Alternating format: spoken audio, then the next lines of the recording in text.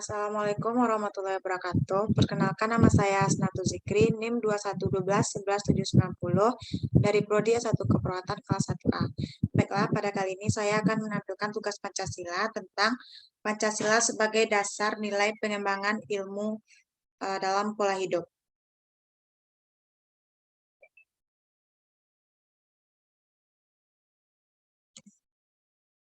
Pengertian ilmu.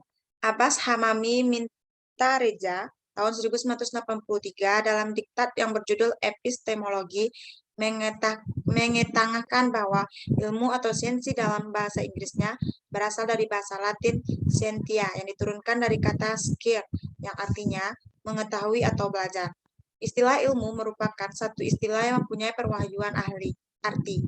Oleh karena itu, baik para ahli filsafat maupun para ilmuwan sering melihatnya dari sudut pandang yang berbeda. Dalam hal ini, dapat dari wujud pandang sebagai pengetahuan atau hasil kegiatan, tetapi juga dapat dari suatu bentuk metode atau aktivitas seperti diturunkan dari kata skir sebagai belajar. Ilmu dapat dipandang sebagai hasil dan dapat dipandang sebagai proses. Suejono Suemergano tahun 1983 memberikan 3 penafsiran yang dapat diberikan terhadapnya. Yang pertama, istilah ilmu dapat disamakan pengertiannya dengan istilah Belanda wetenschap. Jika diartikan secara demikian, berarti bahwa istilah ilmu itu mendapatkan isi pengertian yang seluas-luasnya karena mencakup segenap pengetahuan yang manapun juga yang tersusun atau terkumpul secara sistematis.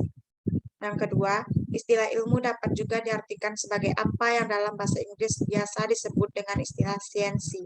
Jika orang menggunakan istilah siensi, maka lazimnya yang termasuk di dalamnya hanyalah pengetahuan yang tersusun secara sistematis, yang bahannya terdapat di luar diri manusia, yaitu kenyataan objektif atau hal yang bersifat empiris atau hal yang bersifat positif. Yang ketiga, istilah ilmu dapat juga dipakai untuk menunjuk pada sekumpulan pengetahuan yang sesungguhnya sudah siap dipakai atau efisiensi. Dalam hal ini, orang seringkali juga menggunakan istilah dalam bahasa Inggris disiplin. Teori kebenaran Pancasila terdiri 3. Yang pertama, teori koherensi. Bagi teori kebenaran ini, pernyataan dianggap benar jika pernyataan bersifat konsisten dengan pernyataan sebelumnya yang dianggap benar.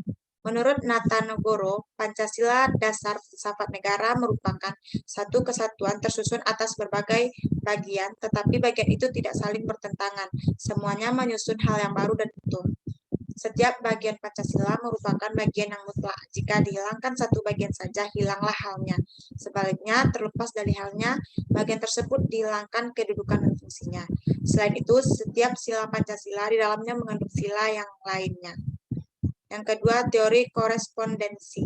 Menurut teori korespondensi, satu pernyataan benar jika materi pengetahuan yang dikandung pernyataan itu berhubungan dengan objek yang dituju oleh pernyataan tersebut. Sistem filsafat Pancasila dinyatakan sebagai jiwa bangsa Indonesia, berkepribadian bangsa Indonesia, pandangan hidup bangsa, dan pedoman hidup bangsa.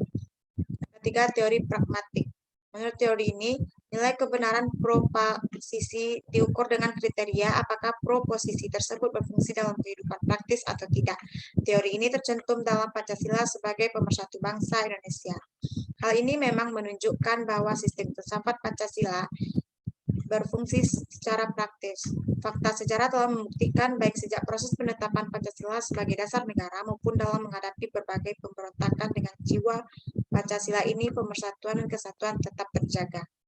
Kebenaran ilmu berdasarkan teori kebenaran Pancasila.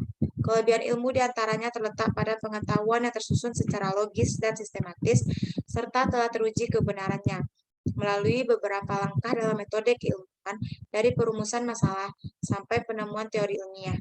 Ilmu berhasil menetapkan kebenaran ilmu. Pada dasarnya, kebenaran dalam ilmu meliputi 2 jenis teori kebenaran, yaitu koherensi dan korespondensi. Yang pertama, teori koherensi, tampak dalam langkah metode ilmiah, dari penentuan masalah, penetapan kerangka masalah, dan hipotesis. Yang kedua, teori korespondensi, tampak dalam langkah metode ilmiah selanjutnya, yakni verifikasi hipotesis sampai pada teori ilmiah. Kesimpulannya adalah, ilmu dengan metode ilmiahnya bertujuan untuk mencapai kebenaran, karena yang ilmu itu manusia, maka kebenaran semata-mata tidak hanya murni memenuhi kriteria koherensi, korespondensi, deduksi, induksi, pemikiran rasional empiris saja, tetapi kebenaran juga harus dikembalikan pada manusianya. Pengembangan ilmu di Indonesia juga harus dikembalikan pada manusia Indonesia, jati diri bangsa Indonesia. Sekian hasil presentasi saya pada hari ini. Kalau ada salah dan jangkauannya, saya mohon maaf. Sesudah dengan Assalamualaikum warahmatullahi wabarakatuh.